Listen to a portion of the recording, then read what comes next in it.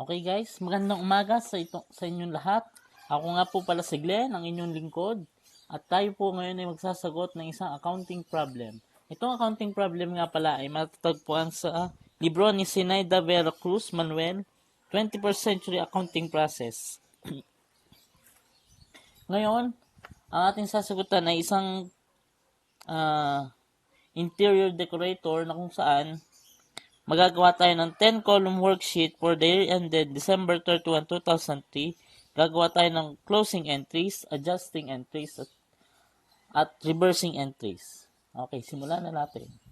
Una, ang problem ay, unang gagawin natin ay adjusting entries. Ang binigay na given ay, prepaid rent, letter A, prepaid rent is the period October 1, 2003 to May 31, 2004. Ibig sabihin, yung prepaid rent na 19,000, i-divide natin sa remaining na months. October, November, December, January, February, March, April, May. Ibig sabihin, 8 months ang equivalent ng 19,200. Ang magiging entry natin dyan ay rent expense. Okay, gagawa tayo ng journal adjusting entry. Letter A, rent expense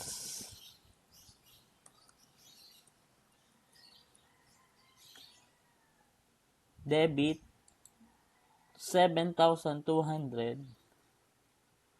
and then credit prepaid rent dahil babawasan natin ang prepaid rent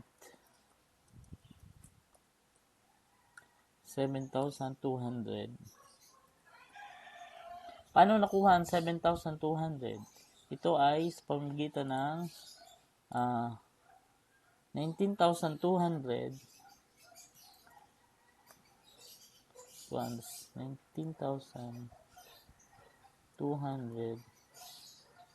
divided by 8 months times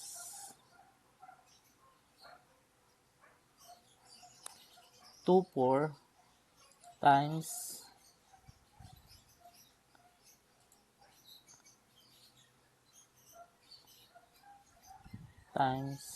3. Dahil October, November, December, 3 months natin ita-times.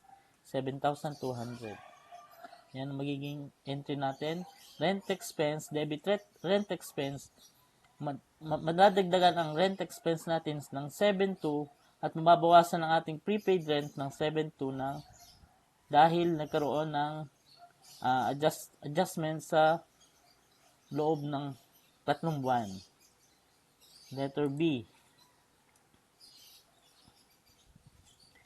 Depreciation rent on the equipment is 5% per year. Scrap value of 35,000. Okay, magkakaroon daw tayo ng depreciation expense na 5% per year. Sa pagkuha ng depreciation, kukuhanin natin yung value ng equipment. Okay. Ang equipment natin ay, entry natin ay depreciation expense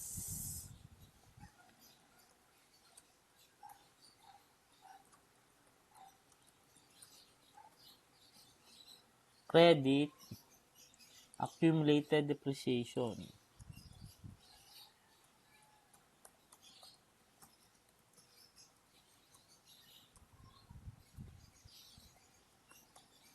Magkano? Ang pag-solve natin ay, kukuhanin natin value ng equipment na 177,500 sa 177,500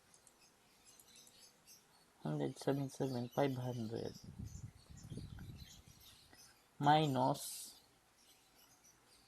scrap value na 35,000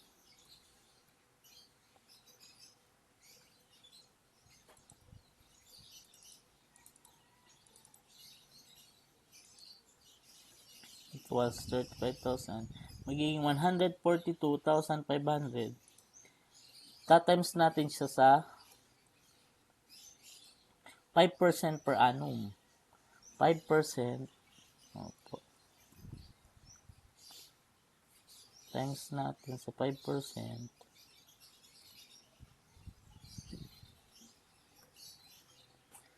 equal 7,125.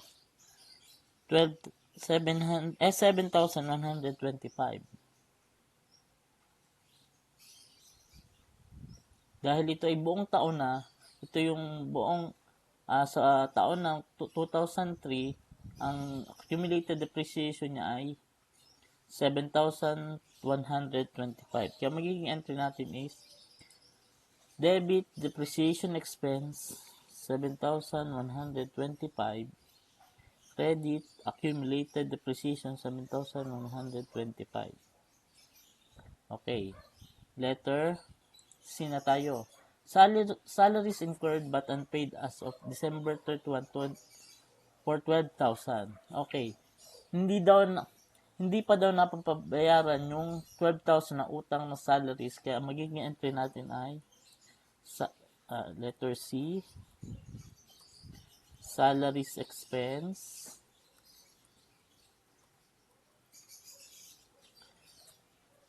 credit, salaries payable,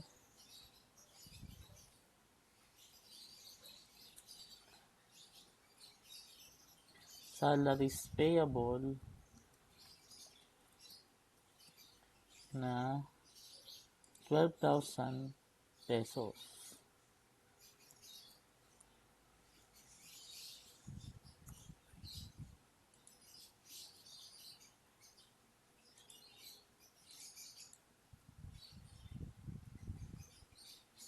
Yan. Dahil may utang tayo ng 12,000, ang magiging entry natin, salaries expense 12,000, credit, salaries payable 12,000. Okay, letter D.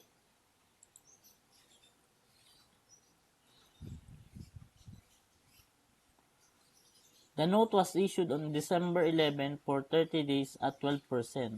Okay, meron tayong notes payable na 12,000. 12,000. Kukuhanin natin yung magiging interest payable niya. Magiging entry natin ay interest expense,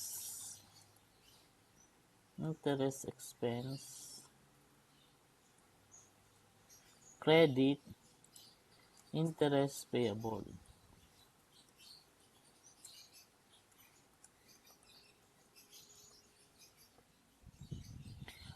Sa pagkuha ng interest payable, gagamitin natin ang amount na 12,000 times equals 12,000 times 12% for 30 days times 12%,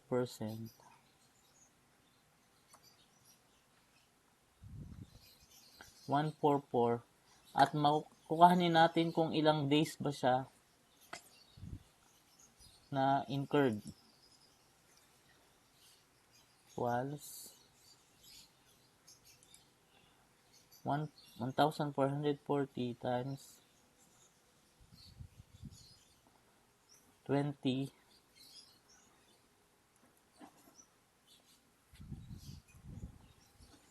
times 20 over 360 days. Magiging 80 pesos ang kanyang interest expense. Magiging entry natin ay interest expense 80 pesos, interest payable 80 pesos. Okay? Letter E. Provision for bad debt is 5% of the outstanding accounts customers. Sa pagkuha ng accounts bad debt expense, aanamin natin ang accounts receivable. Accounts receivable is 71,200. Multiply lang natin ito sa 5% ng outstanding accounts customers. Magiging entry natin ay bad debt expense,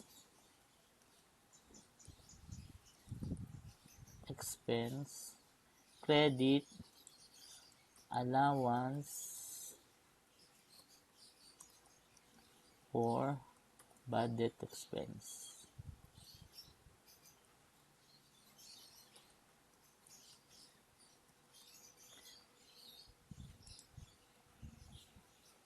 Sa pagkuha niya, i-multiply lang natin yung rate na 5% sa outstanding balance na 71,200. Magiging sagot niya is 71,200 times 5%.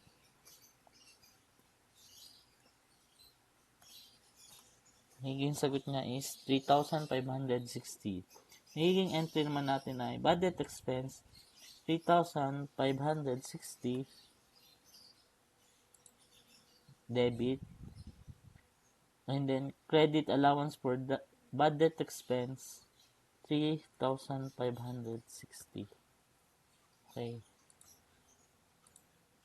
Letter F. Supplies on hand 5,000. Ang supplies daw natin is 17,000. Ngayon, ang natitira na lang daw na on hand sa ating supplies is 5,000. Kaya, magiging entry natin is supplies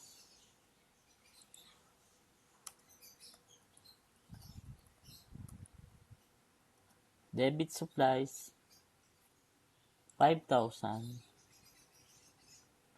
credit supplies expense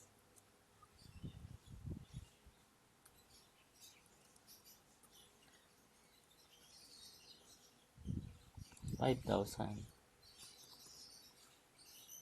Okay? Dahil natapos na natin ang adjusting entries, pupunta naman tayo sa worksheet. 10-column worksheet. Ito ang kanyang trial balance. Yan, kung saan nandun ang ating kung saan nandito ang balance niya. Tsaka yung next is adjustment. Next is adjusted trial balance. Next is income statement and then balance sheet. Okay? I-apply naman natin ngayon yung mga adjusting entries na ginawa natin.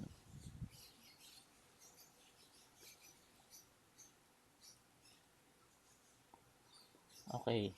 Una, rent expense, 7,200. Credit prepaid expense.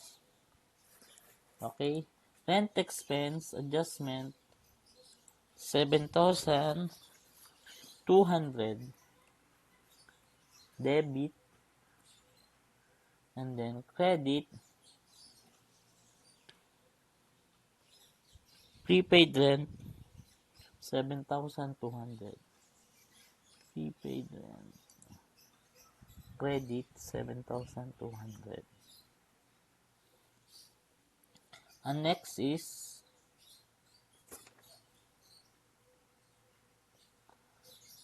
depreciation expense, 7,125. Credit accumulated depreciation, 7,125.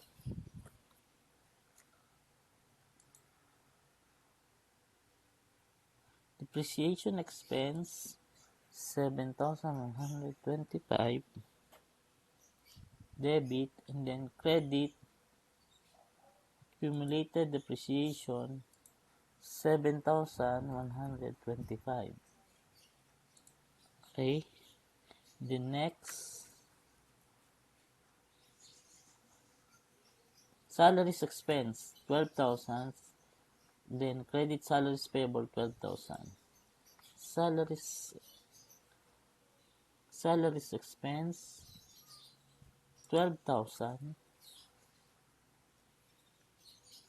And then credit salaries payable, 12,000. Okay. And then next, interest expense, 80 pesos. Interest payable, 80 pesos. Interest expense, 80 pesos. And then credit, interest payable, 80 pesos.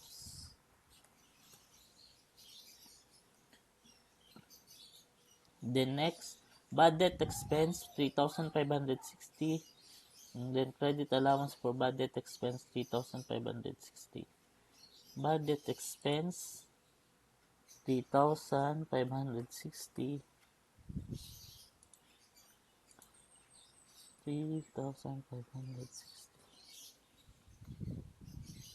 Then credit allowance for bad debts, 3,560.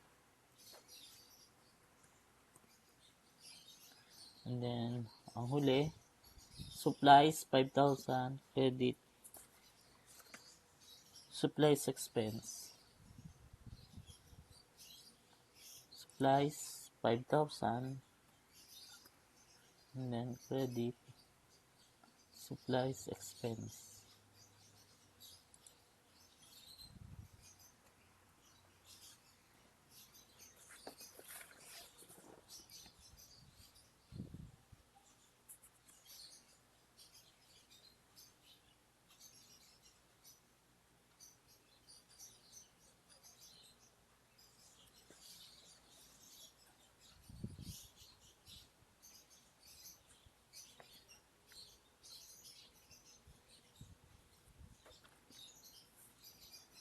Okay, next, ang ating adjusted trial balance. Gagawin, pag-a-add lang natin yung normal balance na debit sa debit at credit sa credit. Dahil ang ating unang account title is cash, lilipat lang natin dito 186,000. Okay. And then, lilipat natin itong accounts receivable, 71,200. Ito, nagkaroon ng adjustment sa prepaid rent. Dahil debit 19,200 minus 7,200, magiging ang adjustment niya is 12,000 pesos. Okay. And then, equipment na 177,500. And then, accumulated depreciation, meron siyang beginning balance na 5,500. I-add lang natin itong 7,125 equals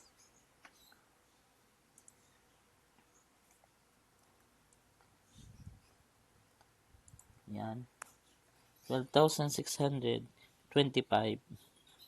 Accounts payable, dahil walang nangyaring transaction, nilipat lang natin siya, 18,000 pesos. Itong notes payable, 12,000.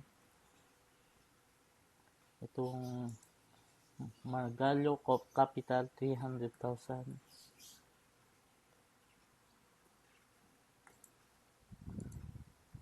Margallo Drawing, 19,000. Professional fees, 276,300. Okay, salaries expense. Meron tayong 84,000 beginning balance. I-add lang natin. Equals plus salaries expense. Okay. Then next, supplies expense. Meron siyang adjustment na 5,000 equals 17 minus 5,000 credit, magiging 12,000.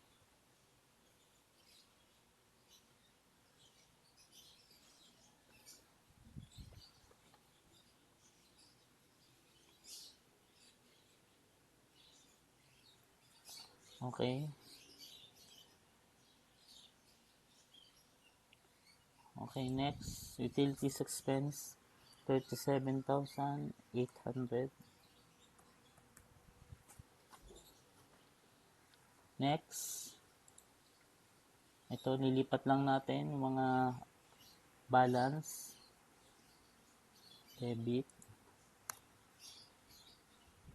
depreciation, debit, credit, debit, 80 pesos, credit, 80 pesos, debit,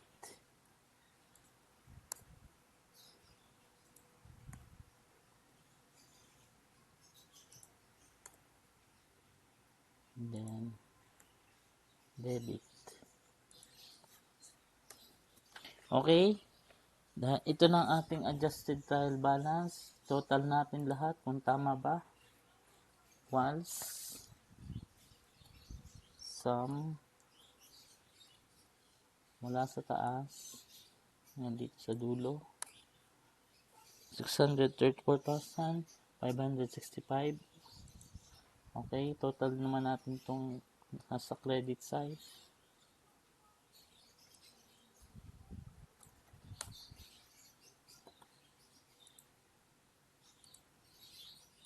Okay, mali. I-add natin sum.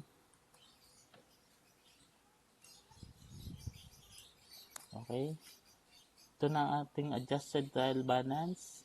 Okay, kukuhanin naman natin ang income statement. Sa pagkuha ng income statement, yung mga expense at saka income lang ang papasok sa ating income statement. At itong mga nasa taas, itong mga nasa taas na to yung mga nasa balance sheet, and then itong yung income at expense, ito naman yung mga nasa income statement. Okay, simulan na natin. Credit, professional fees, salaries expense, debit, supplies expense,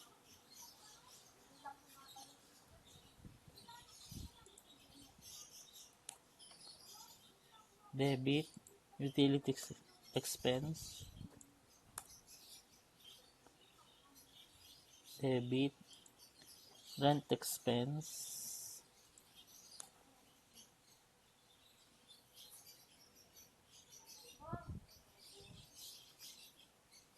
credit, debit, depreciation expense.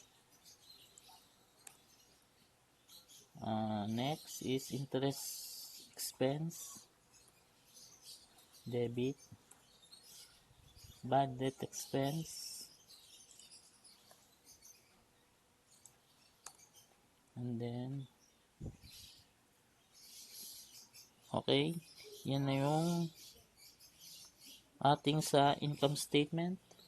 Kukuhanin natin ang total nito, and then kung ano mag-a-arrive na difference, yun ang magiging income or loss ng company. Total natin sum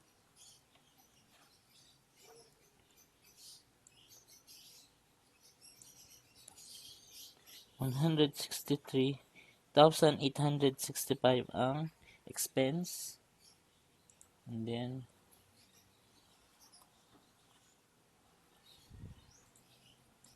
ito naman ang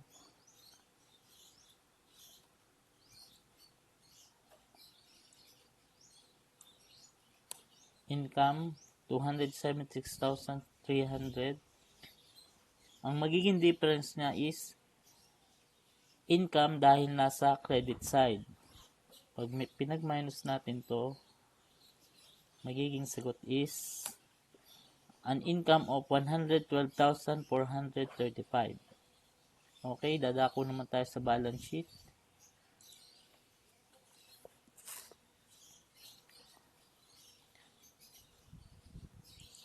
Debit,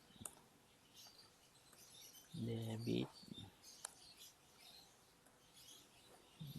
12,000,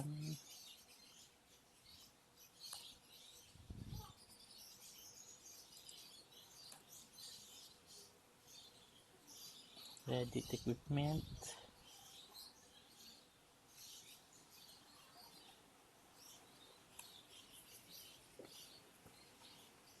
accumulated depreciation, ang balance niya is 12,625 credit,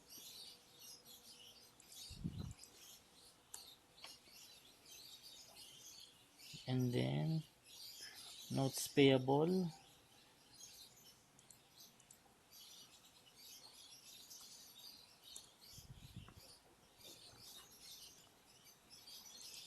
accounts payable 18,000, notes payable 12,000, Margallo Capital 300,000,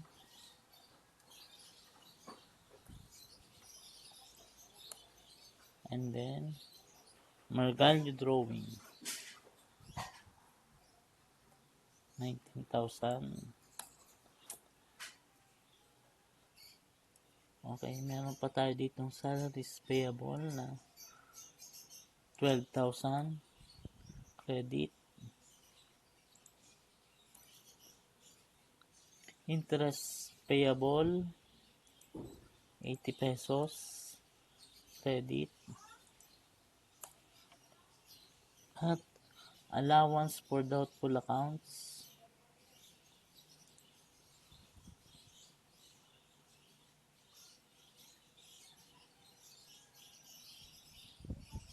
credit. Okay, kukuhanin na po natin ang balance ng ating balance sheet.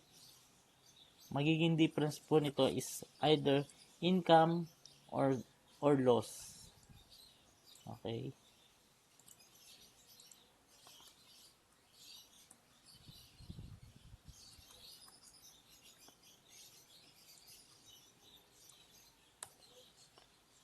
Ang debit side po natin ay may value na 465,700.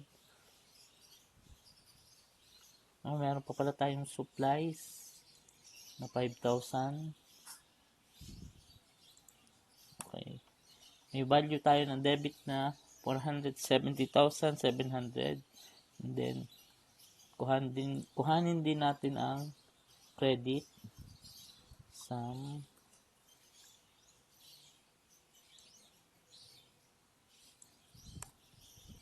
Okay? Ang difference niya, yun yung magiging value ng ating income or loss. 170 minus 358,265. Yan po ang ating nakuhang value sa income dahil nasa credit side ng income statement itong 112,435 at meron din naman tayong difference na 112,435 debit sa balance sheet. Okay po, dyan po nagtatapos ang ating accounting solving problem. Sana po meron kayo natutunan sa aking ginawa, and please keep watch, share and like our videos, and click that notification bell so you don't miss our latest videos and kulitans. Bye!